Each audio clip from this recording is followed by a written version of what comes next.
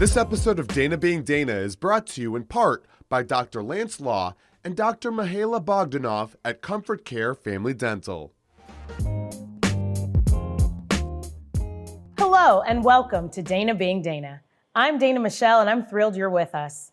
My show is about all different aspects of the human connection, things that bring us together and living life intentionally. When it comes to parenting, you really never know what kind of parent you are until you become one. When done right, parenting is one of the most selfless things you can do in your life. Yet when it comes to divorce or a breakup involving children, parents often struggle with keeping the best interests of their children at the forefront of their interactions. Pride, ego, revenge, anger, disappointment, and the sheer desire to control an ex often cloud rational judgment, and otherwise great parents are reduced to selfishly treating their children as pawns. Co-parenting well is a skill developed over time.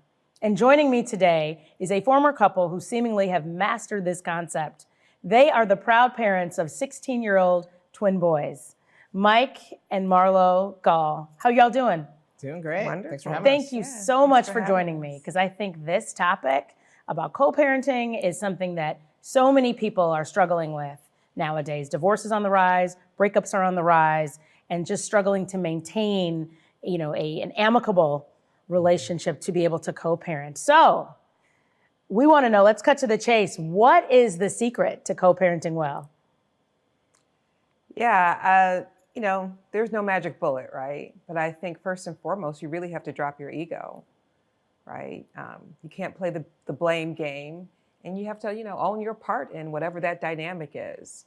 So, the words are very easy to say, but it's definitely an intentional process that you have to engage in every step of the way. The past is the past, right? Past is the past. Yep. Mike, what would you say? What's the secret? There's no real secret. I think it's largely staying in your lane, right? Knowing what is your role, knowing that you're going to agree to disagree on a lot of things, but those aren't worth causing a stir over.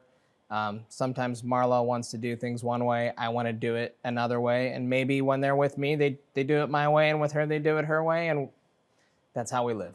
Well, let's go back a little bit and talk about your marriage. How long were you two married? I always get it wrong, so you have to answer.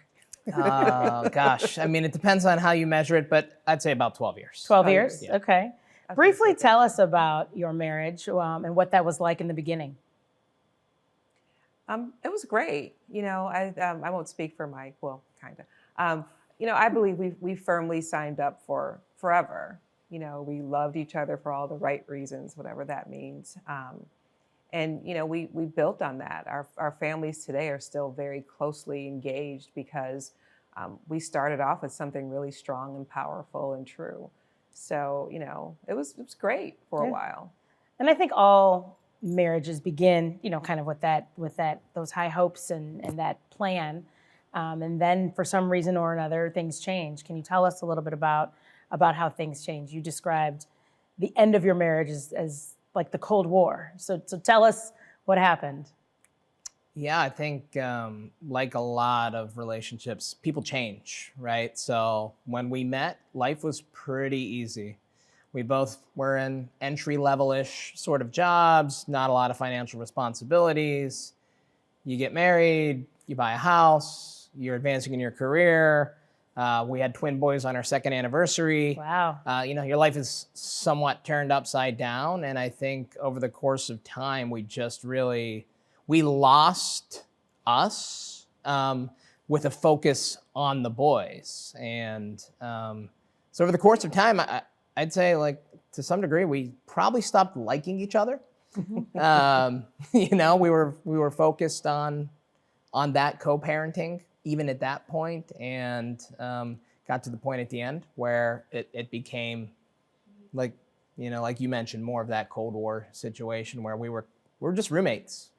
I appreciate you all saying that, because I think that is a very natural and understandable, relatable reason for why a lot of marriages end, to be honest. Growing apart, the stress of twins, right? Just kids in general, but twins, twin boys, can put a lot of stress and strain on your marriage. What was your marriage like when it came time to your divorce? How did the relationship end? Wow. So we've talked about the Cold War, and thankfully it never got really heated, Right. but it's no less painful, Mm-hmm. right? So I think we both just got tired of just living with that void. It's like your ships sort of operating around each other, and it wasn't even conscious. It's like, if I'm in a room, he comes in, I leave, or vice versa. Mm-hmm. And, I think underneath it all, we both still at that time, and today, obviously, had a tremendous amount of respect for each other and just figure out on our own terms, like we have to do something else before we end up not liking each other, like really not liking each other. Right. And just having it turn ugly. I can speak for myself. I felt like it was on the verge of that. Like my Mm-hmm. health started suffering. I was in the ER having panic attacks, didn't know why. Everything else was seemingly healthy. And it's just, it's environmental. Yeah. So I think each of us in our own way figured out like we have to do something else. So 12 years into your marriage, you ended up getting divorced. You wanted more out of life and in a partnership and in a marriage, and you both deserve that. You talked about how the work that it takes to co-parent well, right? You divorced, and I can appreciate the fact that there was no abuse in this marriage and other things that make it much more complicated for people to not co-parent well. But you talked about the work that it takes to co-parent. Can we talk a little bit about that? Tell me more about the work that it takes to co-parent, maybe how co-parenting was like in the beginning, and the kind of work that you had to do to get to where you are. Yeah, I'd say, and I think it's different for everybody, right? So, I mean, for us, we settled on a schedule, right? And for the better part of the last 7 years, it's been Tuesday, Thursday, and every other weekend is my schedule, and Monday, Wednesday, and every other weekend is her schedule. And you've got to own your schedule, right? And you have to realize and prioritize, like, the boys are the number one priority above all things. You have to give up social things. You have to plan around, even, we started in the beginning too. We planning around work, right? Like if I'm traveling for work or she's traveling for work, we're really good at trading, right? And understanding that, things are dynamic and the flow changes, and like you can't get upset about that. You just you pivot and you make it work. And that's an important aspect that you said, talking about trading. So when one of you has to travel or has some sort of conflict, you support each other in that. So it's not about, getting back at one another or leaving somebody high and dry when it comes to the children. It's about having each other's back in that regard, because that's in the best interest of your kids, right? Sure. To be with either one of you over anyone else. Marla, what would you say? Yeah, I would agree with that. And, by all means, I don't want to make it seem like we're fully baked. We came out that way. I mean, it took us some time to get to that point. Tell us about that. Sure. There would be times where, if, I had a babysitter, usually my parents, and I decided to go out on, one of my weekends, I know that would sometimes bother Mike because it's like, that's your time. But we work through it. I think, we have conversations about feeling judged or not wanting to be judged. And, he mentioned earlier, it's like, okay, but when they're here, this is how we do things. When we're, at his house, this is how we do things. And we find a middle ground, right? So, I want to stress that, again, it wasn't fully baked. Like we've evolved to this point, thankfully, and we just go easy with each other now. And one thing I do want to say too is, before we got to the, co-parenting and the schedule and all of that, I know that I did work on myself, and I had time with a therapist. Mike also had time with a therapist. And I feel like that really prepared us for this next phase in life, because it forces you to think about like your part in the dynamic and how you can either make it better or make it worse. So when I say drop the ego, that took a lot to take that on. I think that's So so I'm true. thankful we both did that work. That's part of the work on our own. And I think that's huge, Yeah. that self-work to make your partnership work all that more fruitful for your kids. You can Absolutely. be better yourself with the healing, because everybody going through a divorce has some healing work to do. For sure. Everyone plays a role in the demise of a relationship, but getting past that, doing that heart work, doing that healing work can make you show up better in a different way. So let's talk about moving on. Have you both moved on? Because I think that's part of the co-parenting, right? Sometimes people struggle with co-parenting because they haven't actually moved on, and they perhaps conflate the two, being married versus being co-parents. Have you both moved on, and does that impact your co-parenting? Yeah. I mean, and moving on is not like a point in time either, right? Moving on, the boys were 9 when we first separated, and 10 then when we were divorced, and they're 16 now. And so, there's a long runway from age 10 through the end of high school and into college. And I think everyone has to view moving on differently. For me, I'm in a position now where they're a year and a half away from graduating high school, where moving on looks a lot different. I am moved on in another relationship where, I can now juggle those priorities. But for a long period of time, it was my number 1 and number 2 and number 3 priority was parenting, sports, school, and those sort of things. And so you can imagine that, trying to move on and date other people is very challenging during that period. It just, it doesn't really work well. I find it didn't work well for me when the boys were my priority. Understood. Marla? Yeah, the moving on thing.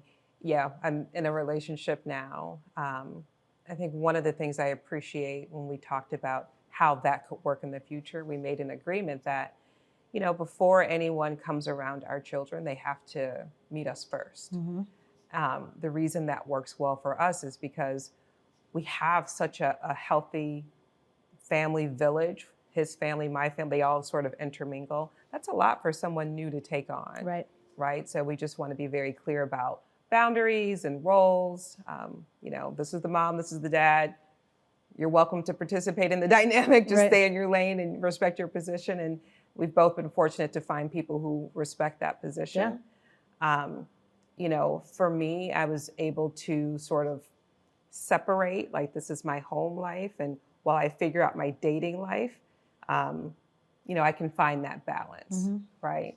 And, again, for me, it was critically important that I didn't bring anybody in the scenario who would disrupt this family dynamic, because that's my priority.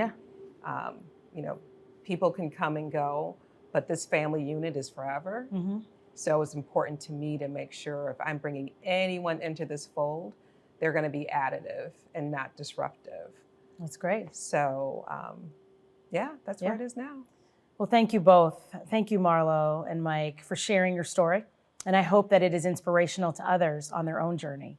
Next, I will be joined by an expert who has turned her own co-parenting experience into a thriving career counseling others.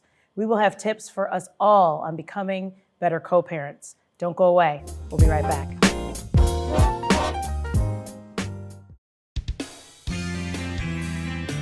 Hello, I'm Dr. Lance Law, part of the husband and wife team at Comfort Care Family Dental. I'd like to be the first to welcome you to our office.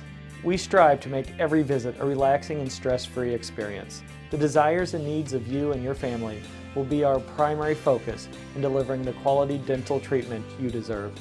We offer a wide array of dental services. You can relax and enjoy most procedures all at our convenient state-of-the-art facility. Your dental needs will be well explained, and all questions will be answered by our educated and well-trained team. We pride ourselves in making every patient part of our dental family. We strive to be the dental provider where you will be proud to refer your friends and loved ones. Please give us the opportunity to be your new dental home.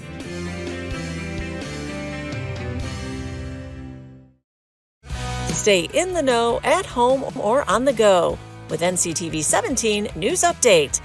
This quick recap of everything happening in and around town will be delivered straight to your email inbox for free. Sign up today.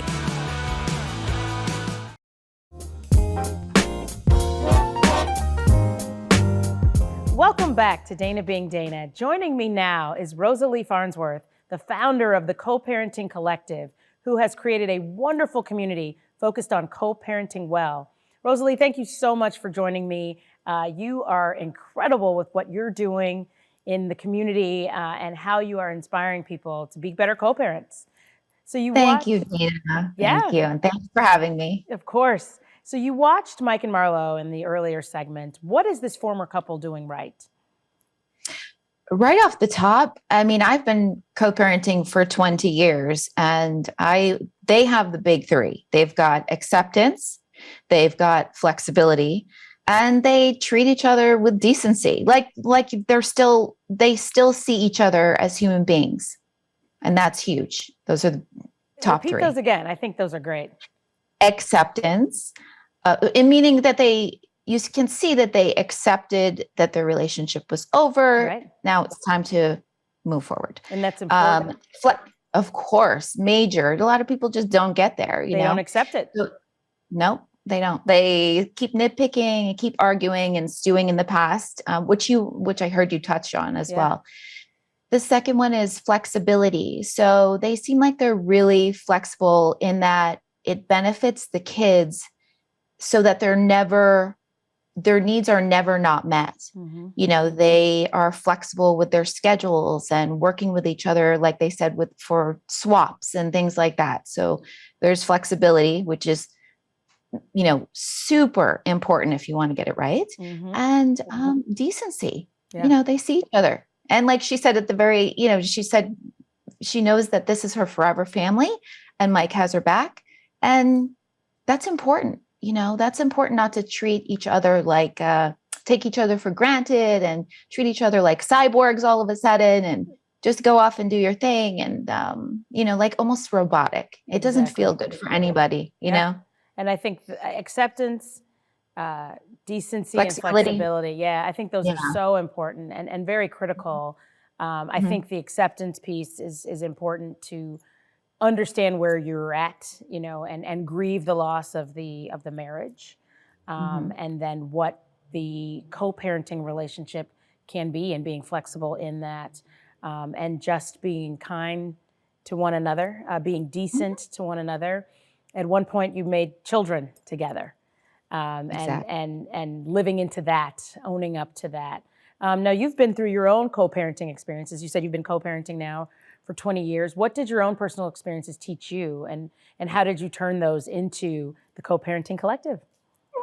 Okay, so 20 years, and I got to boil it down to a sentence. Let me see. Go.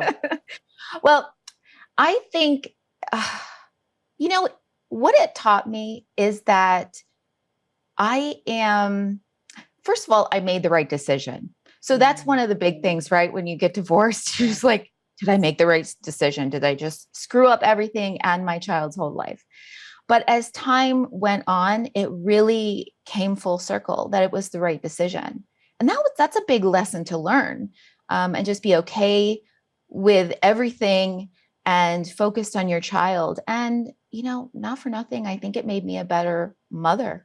Yeah. Because I didn't have the weight of a toxic relationship to distract me from memories or taint memories, or, you know, just be disruptive to being a mom. One thing right. And one thing I like, and I'm a divorced single parent too, in the sense that you create the opportunity for your children to see you being loved well and treated right. Mm-hmm. I think a lot of people who stay in situations that are not good for them, once, like you said, it takes the focus away from being a good parent, but kids are watching and they see these examples. And I think it's important for kids to see both parents being treated well, being loved right, and navigating what that looks like. During the holidays, I think is an especially challenging time for co-parenting. I think people can get inflexible, if we've talked about some of the things people are doing well during the holidays, and a lot of things happen and go wrong and stuff during the holidays. What advice do you have for people to co-parent well during the holidays of any season? I would definitely the flexibility. I'm going to tell you a quick story. When my son was about, I think he was about 7 or 8 years old. And at that point, we had been co-parenting for 5 years or so. I got so sick one Christmas. I mean, I couldn't even get out of bed, but it was my Christmas and I was supposed to have him. And I wasn't remarried or didn't have another partner in the house at the time. So, it was just me and my son. And that was that. So long story short, his dad ended up taking care of everything, like getting all the presents, taking care of, picking up he actually had some vacation plans. He canceled them and brought my son to me so that, but took him so I could get rest and get better. And that flexibility really saved. Can you imagine if he just was like, it's like Red Rover, send the kid over, he sends him over. I'm in bed, getting sick and taking medicine and can't sleep and all these things. And what is my son supposed to do? Just sit there and stare at me? So that flexibility, you got to think about those things. That flexibility is so super critical. Anything can happen at any time. I agree. And I think it also works in the reverse too, meaning that like everything is not necessarily going to be perfect. I heard a story once of someone during the holidays not having food prepared on time for Thanksgiving. How many times do you set a time to eat a meal during the holidays? And for one reason or another, things get delayed. And she was heartbroken because her ex was like, nope, I'm getting the child at 3, and so the child didn't even get to eat with the first family. And I think it's tough personally splitting the day up for the children because they're kind of going back and forth. But I agree with that completely. Yeah, I think alternating perhaps holidays as opposed to splitting the holidays in the middle allows people to move on and allows the child to kind of be fully immersed in one atmosphere for that day and then the next year with the next family and whatnot. But to each his own. So the holidays are funny. So we think that we can only do the thing on the one day.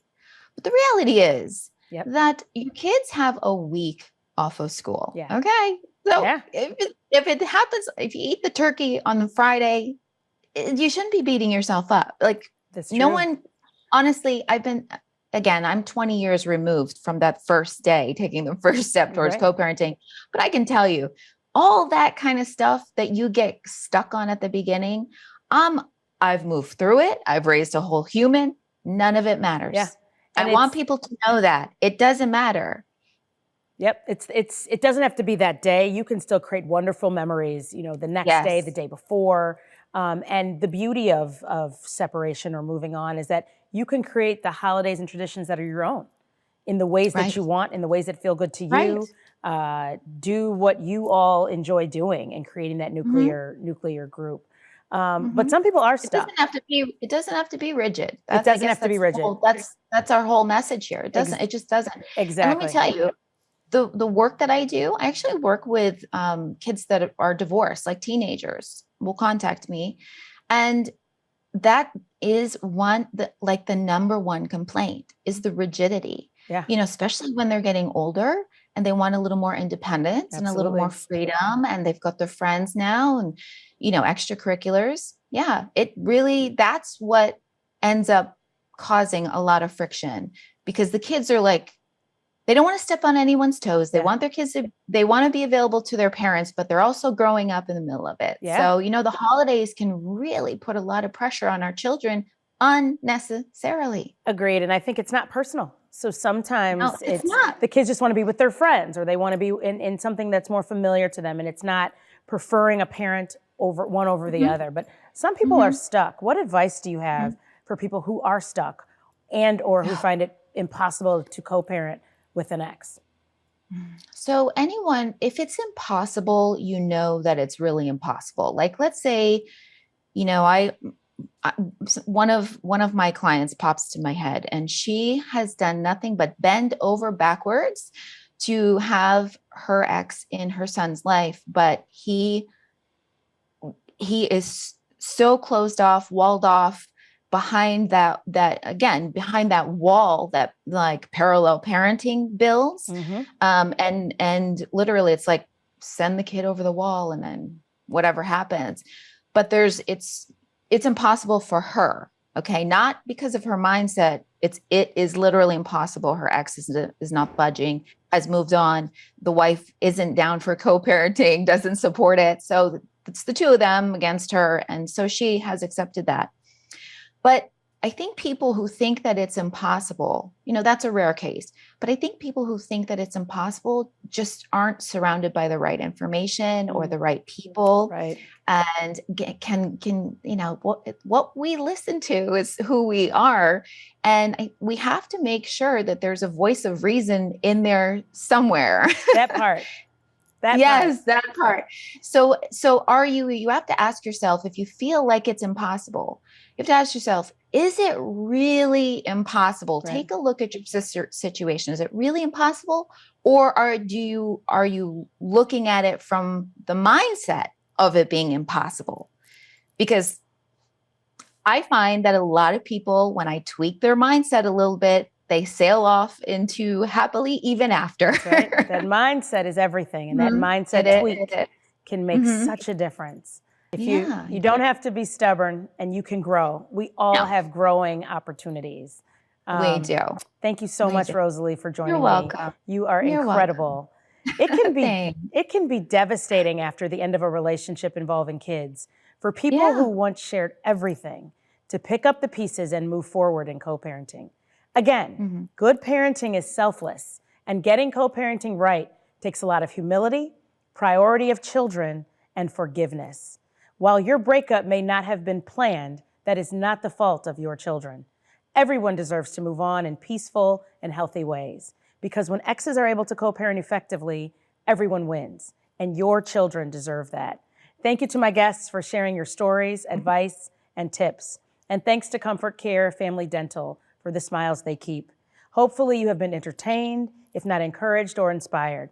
I do not promise to be an expert, nor do I have all the answers. I'm just Dana being Dana. See you next time.